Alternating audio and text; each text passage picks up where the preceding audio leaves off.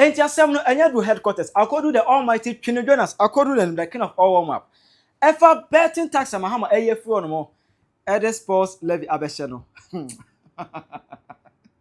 Asem be great. Oh, we na Penyah make bia. Mo se mo do be nya adwene. Twene se wonte ase. Adenti kura na ewo se eyesa. Mi betwa betting tax mu. We da metwa mu. Ba betwa mu no. Media ko wadere ko wada aside the Sports Levy aba. Twene ayobogumbe ene supermarket. Ma won tribunal akere wadwen ama me. Ewo comment section. Aha yi Penyah block media. Best was say need you. Obe like video no that one subscribe button somebody click the notification corner for latest update. Aba akere wadwen de ama me ewo comment section. Best was oba so anu wa share for so enya bi ash. Oh, mo Ghana no mo se mencham. Oh, mo dawson. Fosti Taylor. Our Ken USD Honomo. Fosti Mechiao. Kevin Taylor wife. Fosti Taylor. Kevin Taylor yele. Mechiao. Ghana for you na Mechia Munina. Hey, Ghana for the gas in Bomudia. In fact, more doors will send or train Huni. Most in Empuanuania.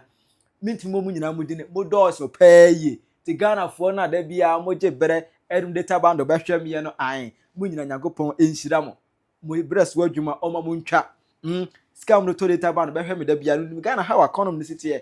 How data band of boy accident fa. But I've been going now. Mudu musika muko ye adwenya sika. Eto data behwe me nyame nhira mo. Ara se mani sopa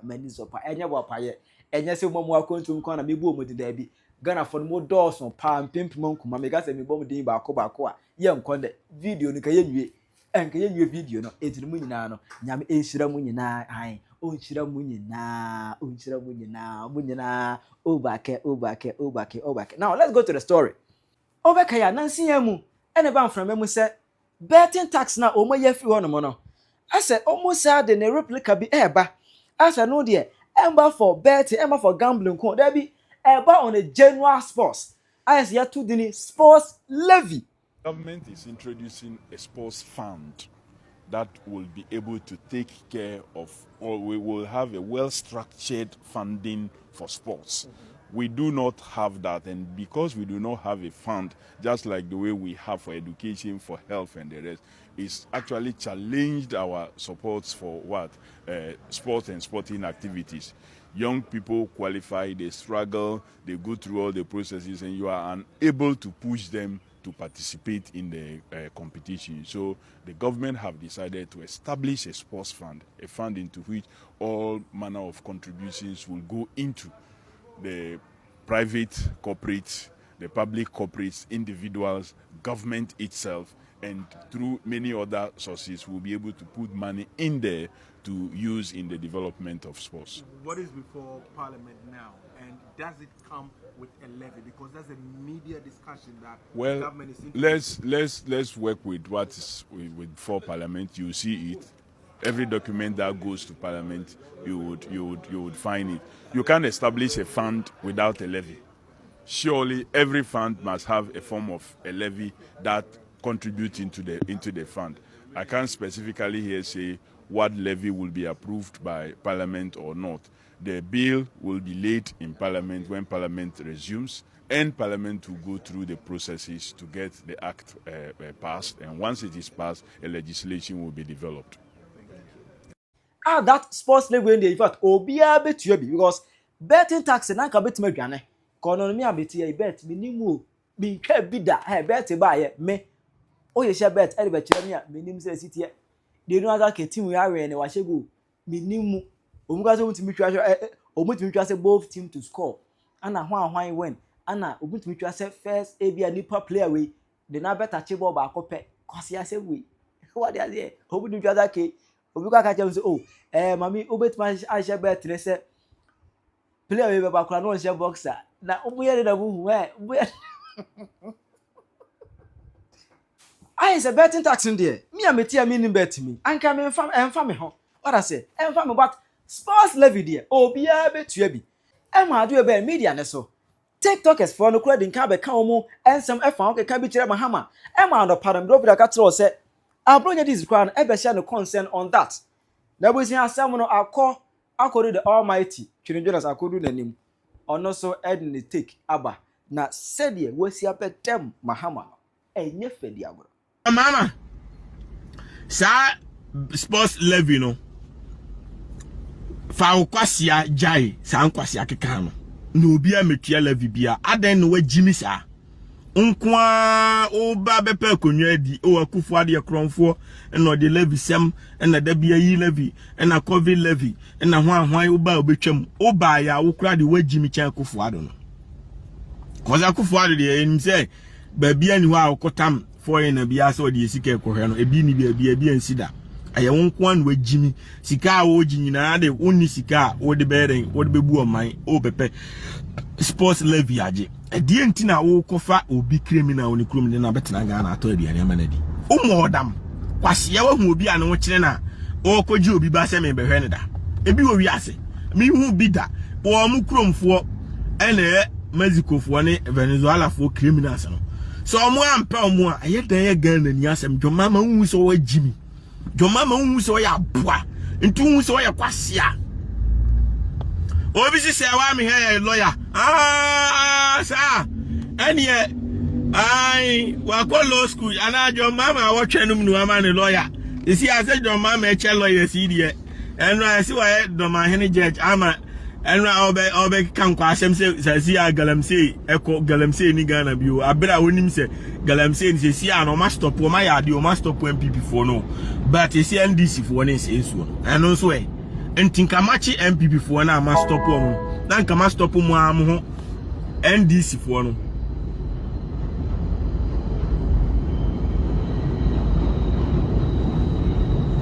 oh damn engine cannot start but engine asemo eti manya signal bi se me contact o say photo be ma e so contact what I say o say start and photo aba home because the entire computer no ni say and say o say contact road assistant ye nya fe na de ko fita bi ma fita ni bi abi fichi no na bi hwe we ka we ti abi ni Ghana no enti o say call BMW road assistant call them now na omonye den omo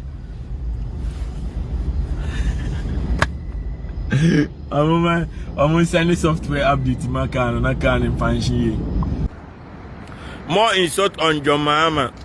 That man is fooling too much. John Mahama dey see we gu Ghana for nyina anima se no gu NDC for anima se because kwasi akasa mire ya oba e ke say 24-hour economy na wo ye ho adwuma anya foreign na kwase banyi na oti America ye deport no eye den fa ho enti dabi o wa anya se hu so agimi memi hu bi da say man panyini bi o wi ase on de oye kwase to the extent say obi a deport obi woni kroma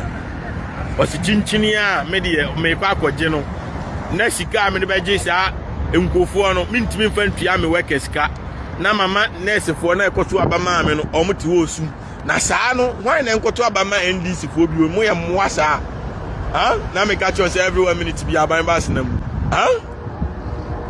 dabio na ma jimi saa no why na ekoto abama NDC for bi wa uti ade bi wo a unim elfo so ore or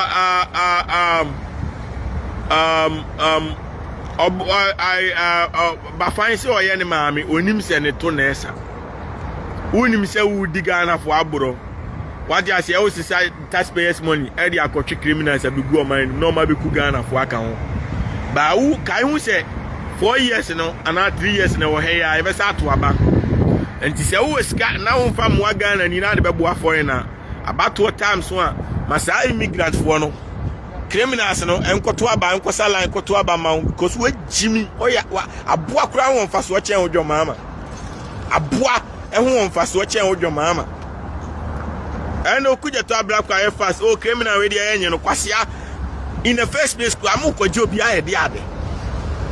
in the first place mu koje obi aye de ade mu koje obi aye den eye den ye wasem in the first place when the two abama mu say mu ko say immigrant for mra why adai na majimi John Mahama adai na wo ye kwasea uti mumuni say ai apunda bini unima apunda bini ukọ afuo ma na sha ukọ kwani ewo afuo ma omu aboa bi wo e friend apunda bini oba no ababugbo bini no no de iron o de afra ateche no de ko what you say wo de brisa obi a wakọ afuo na bia onim sa aboa no sa na John Mahama ni ti ni titi e wo ye kwasia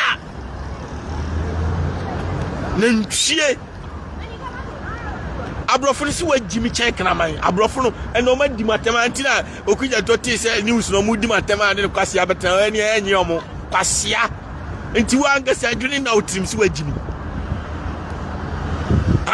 Ghana ni eti dame ho wa wie school 10 years 5 years yenya onya adwuma nye enti uwo sika adan na unfa mi adwuma ma Ghana ni no koto abama ho se Venezuela criminal Mexico criminal Zimbabwe criminal Togo criminal ena me diskane koto aduane amana John Mahama tu unso anchimi aseme krani NDC ni bia be supporto ade we bia woni twa asere woni tweba emu ko se anadwo boja NDC ni bia be supporto Jimmy sema John Mahama Jimmy no woni ni tweba ase ko se anadwo boja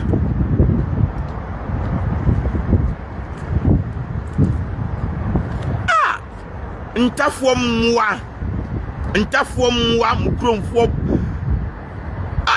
chese mukromfo ntafo mwa yi kumni power boko to the extent say mukromfo nyina adwana ko dane refugee o Cote d'Ivoire enti wo sika de kofa Venezuela ni ampoa na fa kofa ukrom ni na we refugee o Cote d'Ivoire no na fa ne bra Ghana na odaachi wa no akoto abama o say ntokwasi ya medwane ko Ghana kura no Ghana NDC aban ene kofa me free Cote d'Ivoire ba enti me meto abama NDC aban eno nyansa wo bi se wo kofa foreign na boa wontimi nto abama wajimi otwan John Mahama unhu se wo ya boa I wanna start a banti Mati Ousu and Kama say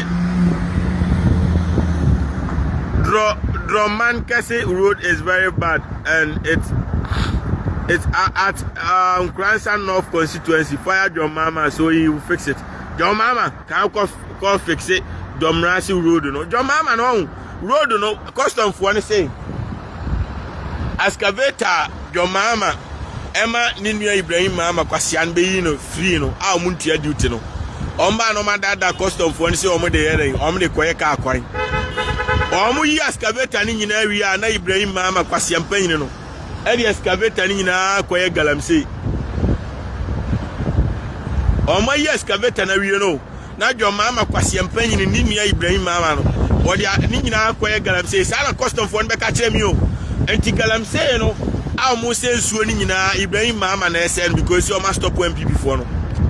and NDC for na stop amo ye galamsey left and right enti black voter no almost kan John Mahama si we wi ade ama Ibrahim Mahama nti Ibrahim Mahama de anti black voter no side wo nyina o ma hono na mana ese Tom Brown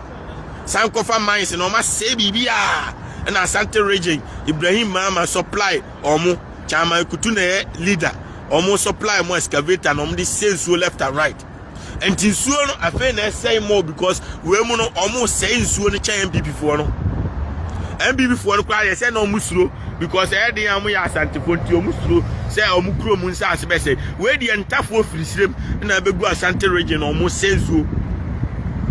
ntafo mu ano omo firisirem na omo begu Asante region chama kutu kwase ampanyini wa say ba bia ni nyina ti chama kutu ade akire ma obi akokuna wan fort tani kwase ampanyini wa betena ba bia ni Asante region na odi galamsey no nka ko wuram ba bi ko ye da bi on de wo ye no ka kwan finfin no se kwan ka ho chama kutu baby ani chama imua e wonyimi ya kwase atani jimefo waba Asante region na omahu mo ba yo chama ya adenti na o se di o mabro ase o musuo so enti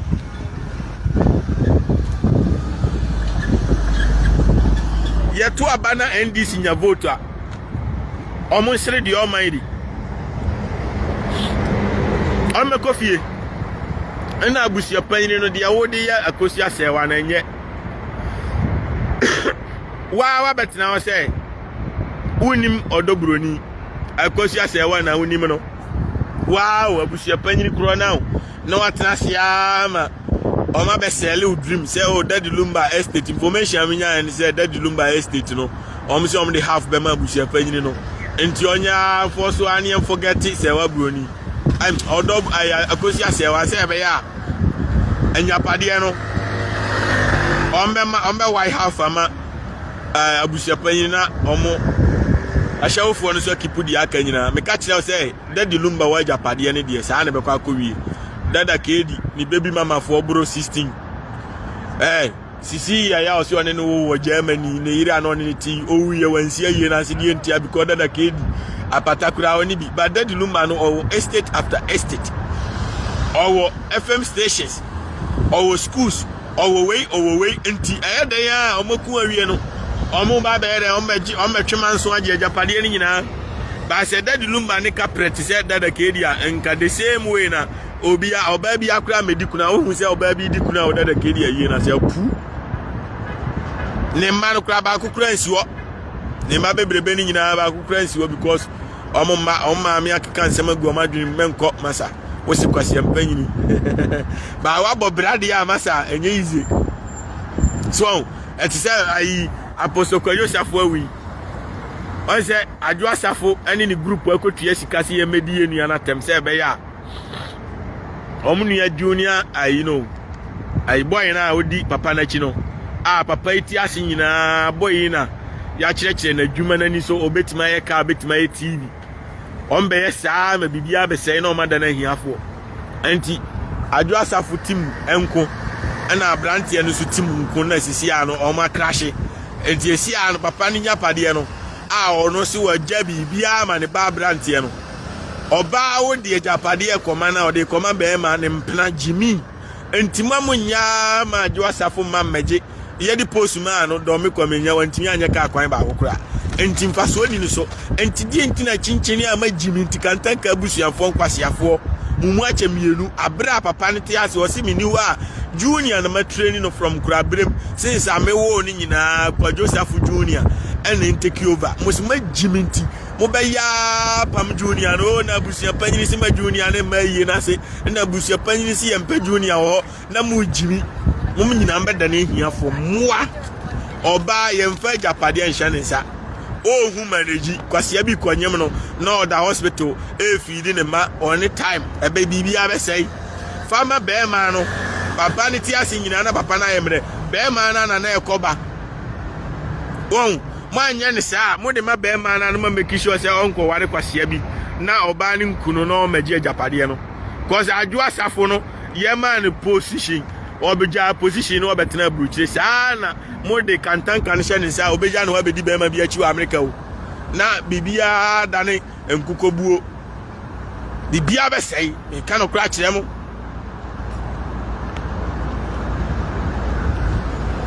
o ga se kwakuma no yiri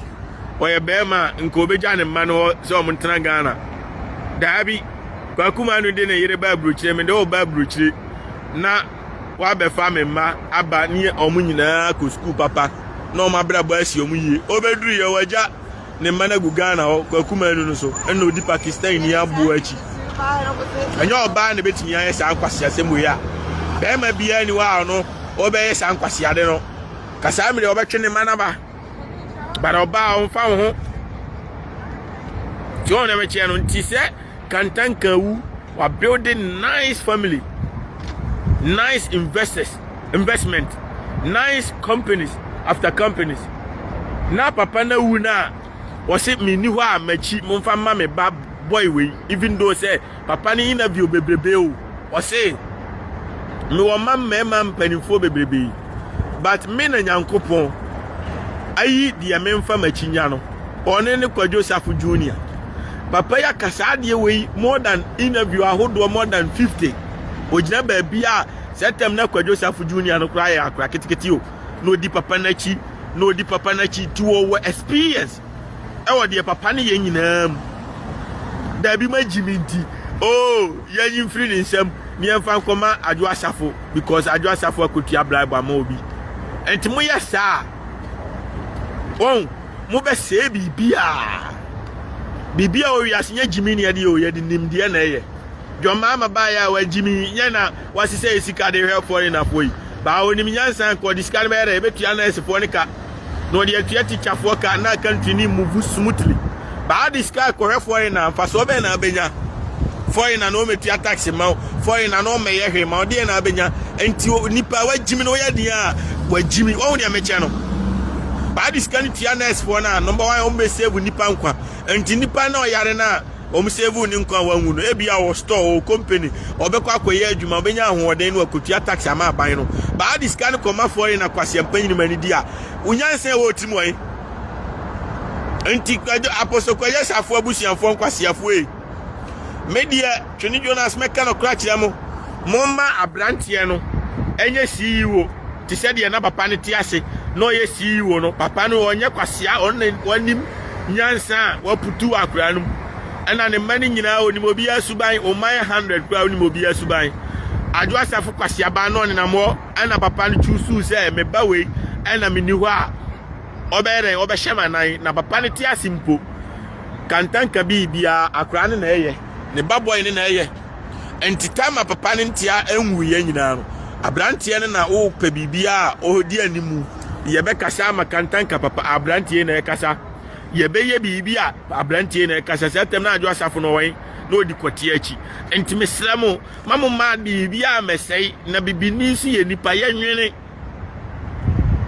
ati se mu nyina mugu Ghana everywhere minute bia ban masinam mugu Ghana o munim se oi akosi asewa ena awari Daddy Lumba omo Daddy Lumba ni omo awo ma fo na aka nyina nkru ni odobroni omo nyina side chicks enti aye dan na yesi o oba na wawari Daddy Lumba ni ye ma no emeye kuna ye ma ne ma yie na se ye be ma side chick ba ko na ba yie na se abeye yire na ona mo yesa we no eye jimi na mu jimi Daddy Lumba nso ogina ba bia to nwuma mabusuan mesramu miwu a miwu achi mamu remfi akosi asewa no abre e wo me ho ono awo wo ne nwum nyina o an ochese da winim abusia panyi senti abofomo abusia panyi ube wu sika de kwahe abusia panyi so be wu bio sika o de kwahe papa yi oti ase ne nwum o ye nyina ba bia ni wo ka se o miwu achi mumfa mamu remfi odobroni ana mamure mfi me side chick we dabi osi me wu achi me yire akosi asewa mamure mfi ne da na wabre wo me ho papa enti abrewa yi onye momobo aketesu abeji abrewa ikunu one for so many years na wawu nso a mosi dabi yebeto maami atwene ni ama side chick abeye yire omo yesa enye fine na yesa mama saman na yesa ma twentwen because saman ni ntimi nko na asamando because of ne wishes nyina ma rotating because of my selfish reason tiade na bibini nko agimi enti abusia panyini no ade achi no obi akuna o deserve ma cho se oba nani bire ajapade enye ajapade a enka dada ke di wuye no the same way obi amedi kura no saa na nka Daddy Lumba ko ba bi ama but Daddy Lumba wa ajapade ni nti ombeba na o ma ba beku o ma be kontokwa at the end of the day ombesan ku abusupanyin na gusu nti ya careful ma pa na twiro ne real nyina wo ne nwum se mi wu a na ne mana obobo mu di Kevin Fosu Kevin ayikwadwo Fosu a onu ntina mebre me man ntina mebre omu nyina man from wa yi na se man invite omu ama omu de letter abasai omu nti asese omba pawu na da bia body da omu nim da date de ye obi an from nkan nkyerɛ omu ombeti wo social media o chese omu nim hwe why adan mu di wiase kwan ana Daddy Lumba FM no mani bere Daddy Lumba ai se wa bro odobro ni hwe bibi yo bibi ye me on be catch him say now we made am ko fa betena afio ana afo so ya e ma Daddy Lumba nyemo sa no be catch him ba me de ni nyina achi no yenye dan me blame Daddy Lumba no obi anfanto na ofo o tiwi ase a memeti a me nkodi obi abai me ni obi ani asem enya fe na obi bekume enya fe na me ni obi wo problem hu se me yare a na weather no na asesa na me hwene mu so nsuo because me yanwome anto America enti weather no and sometimes it may make a crack but mun nyina mbe wubi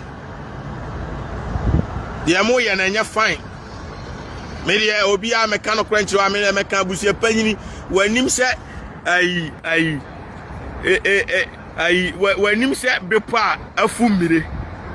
waje ase udi ensua nyansa wa no abetra se wonim odobro ni bia de onim yakosi asewa na fe banse a akwaje bribe unfiu atime pagimi o on oyese a bibini nti a mempe bibini asem no because wa chimi de on sika nko an odwene ho on enti wa betra ho medie Daddy Lumba oba ode na be chia yeda yakosi asewa onfa oba fufuro bia mai Daddy Lumba we no enti ye de ye twen se akosi asewa be free Germany aba ni ene na ye ntoto ye asema obeka ye no tie ba se wa kyenyi wa no se woni makosi asewa de onim ne odobro ni adan ubeto a chere wadwe amame e wo comment section aha Penyah Block Media